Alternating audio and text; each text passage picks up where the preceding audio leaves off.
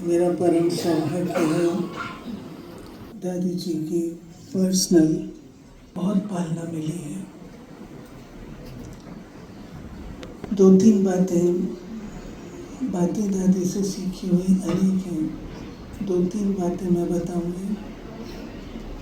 एक तो जब हमारी ट्रेनिंग हुई थी कन्याओं की 1969 में, तब दादी ने एक पाठ पक्का कराया था, न कभी प्रभावित होना है और न किसी को प्रभावित करना है।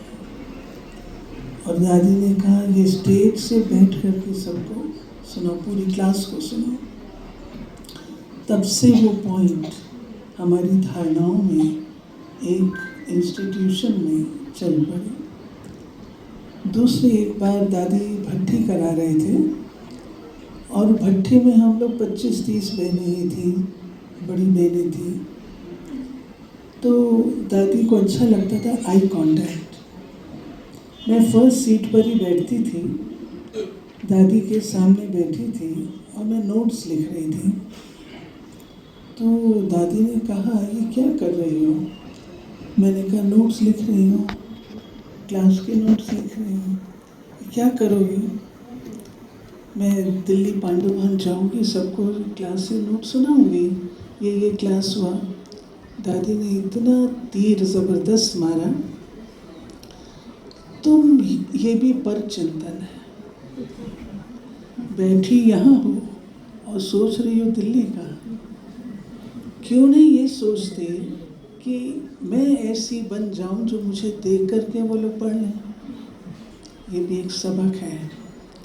तीसरा, विश्व महाराजन की जो निशानी थी वो दादी ने आदि से हमने देखी, जब से आँख खोली, जब से जन्म हुआ।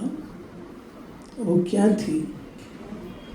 विश्व महाराजन के असीम, बेहद उदार और बहुत ऊंचे विचार। दादी जी हमेशा कहते थे, क्योंकि दिल्ली में वीआईपी सेवा में थे, जब भी आप प्रेसिडेंट से मिलो, प्राइम मिनिस्टर से मिलो, किसी वीआईपी से मिलो, तो मेरे को लंदन में फ़ोन करना, मैं उस समय प्रकाश दूंगी। और दादी जी ये कार्य करते थे। एक बार एक आत्मा सवेरे सवेरे, दादी का कमरा था, ऑफिस साथ में था, भाई साहब प्रेजन भाई फ़ोन पर सवेरे सवेरे अपने कई कारोबार अर्ली मॉर्निंग कर रहे थे। बाद में बुलाया दादी ने भाई साहब को, तुम कहाँ फ़ोन कर रहे थे मुझे नहीं पता, लेकिन मैं बाबा को कह रही थी कि बाबा ये जहाँ भी कर रहा है इसका कार्य सफल हो जाए। ये है उदारता, बेहदपन। उन्हें नहीं पता, डिस्टर्ब हो रही होंगी, लेकिन ये नहीं कहा मैं डिस्टर्ब हो रही हूँ, सफल हो जाए। आज के दिन तो क्या, परंतु सारा ही समय दादियों की शिक्षाओं से हम पले हैं और वो शिक्षाएं हमारे साथ सदा रहती हैं। कहाँ तक हम पालन करते वो अलग बात है, लेकिन वो हमारे हृदय से नहीं सकते।